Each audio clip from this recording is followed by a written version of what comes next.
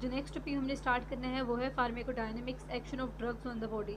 हम बेसिकली ना ड्रग हमारी बॉडी में किस तरह एक्ट करती हैं। बेसिकली हम जब ड्रग्स ले लेते हैं तो हमारी बॉडी के अंदर रिसेप्टर्स प्रेजेंट होते हैं, वो वहाँ पे ड्रग जाके बाइंड कर जाती है और वो फिर ना ड्रग रिसेप्टर कॉम्प्लेक्स बन जाता है जो कि डिफरेंट कास्केड्स को ना एक्टिवेट कर देता है, जिसकी वजह से ना हमारी बॉडी रिस्पॉन्स प्रोड्यूस करती है। अब रिसेप्टर क्या होता है? ऐसा मॉलिक्यूल जहाँ पे ड्रग जाके बाइंड करेगी और ना बायोलॉजिकल सिस्टम के अंदर कोई भी चेंज प्रोड्यूस करेगी। ये सिलेक्टिव होती है in the ligand binding characteristic और मॉडिफाइबल होती है, मोस्टली प्रोटीन्स होती हैं, लेकिन एंजाइम्स और न्यूक्लिक एसिड्स भी हो सकते हैं। अब रिसेप्टर क्या था? A molecule to which a drug binds to bring about a change in a function of the biological system, selective in their ligand binding characteristics, modifiable, mostly proteins but also enzymes or nucleic acids. Types of ligand gated ion channels basically ना, अब types की तो कौन कौन से होती हैं receptor के ना, हमने वो देखने हैं। एक होते हैं ligand gated ion channels, एक होते हैं जी प्रोटीन कपल रिसेप्टर्स, एक होते हैं रिसेप्टर काइनेजेस, एक होते हैं न्यूक्लियर रिसेप्टर्स। जो होते हैं ना ligand gated ion channels, ये मेम्ब्रेन्स में प्रेजेंट होते हैं और बेसिकली ना जी प्रोटीन कपल रिसेप्टर्स भी मेम्ब्रेन पे प्रेजेंट होते हैं और रिसेप्टर काइनेसिस भी मेम्ब्रेन पे प्रेजेंट होते हैं। इसी तरह ही न्यूक्लियर रिसेप्टर्स जो होते हैं वो इंट्रासेलुलर प्रेजेंट होते हैं, सेल्स के अंदर प्रेजेंट होते हैं। अब बेसिकली जो ना type 1 ligand gated ion channels, इनमें जो लाइगेंड की नेचर है वो हाइड्रोफिलिक होती है और बेसिकली टाइप 2 और टाइप 3 के अंदर भी हाइड्रोफिलिक होती है। सिर्फ टाइप 4 के अंदर हाइड्रोफोबिक होती है। और ना लाइगेंड बेसिकली इफेक्टर्स जो होते हैं ना लाइगेंड गेटेड आयन चैनल्स में आयंस होते हैं और जी प्रोटीन कपल रिसेप्टर्स के अंदर चैनल्स और एंजाइम्स होते हैं जो कि प्रोटीनी नेचर होते हैं। और जो रिसेप्टर काइनेसिस है ना, वहाँ पे प्रोटीन काइनेसिस होते हैं अफेक्टर। और न्यूक्लियर रिसेप्टर्स के अंदर है ना जीन ट्रांसक्रिप्शन बेसिकली ना अफेक्टर होता है। अब जो है ना लाइगेंड गेटेड आयन चैनल्स का स्ट्रक्चर कैसा होता है कि ओलिगोमेरिक होते हैं जो कि ना डिफरेंट सब यूनिट्स के साथ मिलके बनते हैं और इनमें दरमियान में ना सेंट्रल पोर होता है। और जो बेसिकली टाइप 2 हैं जी प्रोटीन कपल रिसेप्टर्स, उनमें ना क्या होता है कि ओलिगोमेरिक एक ना 7 ट्रांस मेम्ब्रेन हेलिकल स्ट्रक्चर होता है प्रोटीन का, जी प्रोटीन कपल डोमेन होती है जो कि ना सेल मेम्ब्रेन के अंदर होती है। और जो रिसेप्टर काइनेसिस है ना वो ना सिंगल ट्रांस मेम्ब्रेन हेलिक्स होता है जो कि ना एक्स्ट्रासेलुलर रिसेप्टर को लिंक करता है extracellular domain to the intracellular kinase domain. और जो होते हैं ना टाइप 4 न्यूक्लियर रिसेप्टर्स, वो मोनोमेरिक होते हैं स्ट्रक्चर में विद रिसेप्टर और डीएनए बाइंडिंग डोमेन्स होती हैं। जो मोड ऑफ एक्शन है वो चेंजेस करता है मेम्ब्रेन बेसिकली ना, जो लाइगेंड गेटेड आयन चैनल्स है ना वो मेम्ब्रेन के अंदर चेंज प्रोड्यूस करते हैं और आयनिक कंसंट्रेशन जो होती है सेल्स के अंदर चेंज होती है। और बेसिकली ना तो क्या हुआ, change in the membrane potential और ionic concentration within the cell.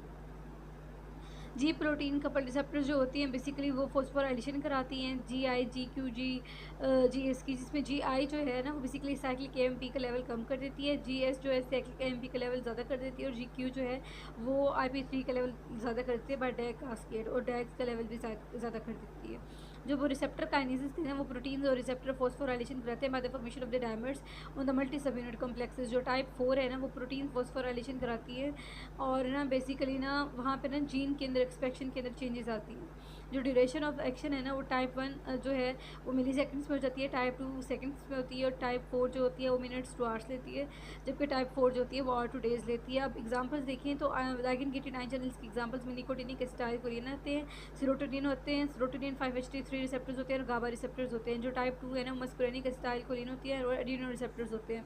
जो टाइप 3 है ना बेसिकली वो इंसुलिन होती है, जीन फैक्टर्स आ जाते हैं और ANP और साइटोकाइंस आती है। जो टाइप 4 जो होती है वो स्टीरॉयड होती है, विटामिन डी होती है, नाइट्रिक ऑक्साइड और साइटोकाइंस आती हैं। अभी हमें ये देख सकते हैं डायग्राम के अंदर ना, पहले हमें ना आयन चैनल दिखाया हुआ है। Basically ligand gated ion channels के अंदर होता क्या है कि हाइपरपोलर जब आयंस मूव करते हैं ना इनसाइड द सेल तो हाइपरपोलराइजेशन भी हो सकती है और डीपोलराइजेशन भी हो सकती है और सेल जो है इफेक्ट प्रोड्यूस करता है।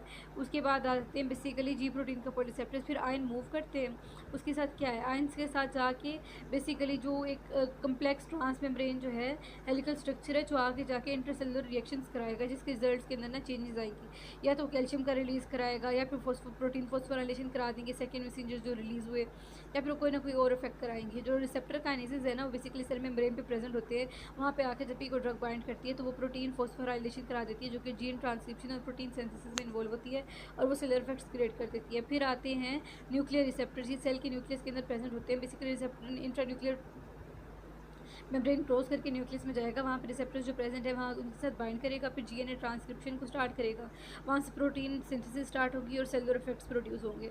फिर डिफरेंस आ जाता है इनर्ट बाइंडिंग साइड का और रिसेप्टर बाइंडिंग साइड का। A molecule to which a drug may bind without changing any function is inert binding side, और रिसेप्टर साइड होती है specific region of the receptor molecule to which the drug binds. और जो होती है ना inert binding side की important role play करती है in the buffering concentration of the drug, because bound drug does not contribute directly to the concentration gradient that drives the डिफिशन। And the जो होती है ना रिसेप्टर साइड पे वो drug receptor interaction जो होती है इनिशिएट करती है ड्रग इंट्रैक्शन को। इसकी एग्जांपल्स में एल्बुमिन और रूसिमिकॉइड आते हैं। ये अल्फा 1 एसिड ग्लाइकोप्रोटीन है जो है ना रिसेप्टर साइड पे H1 है for histamine receptors. Basically नर्ट binding side पे जब ड्रग बाइंड करती है ना तो कोई रिस्पॉन्स प्रोड्यूस नहीं करती, तो इसकी वजह से क्या होता है कि ना ड्रग की कंसनट्रेशन जितनी मतलब बढ़ाई जाए कोई रिस्पॉन्स बॉडी के अंदर प्रोड्यूस नहीं होगा।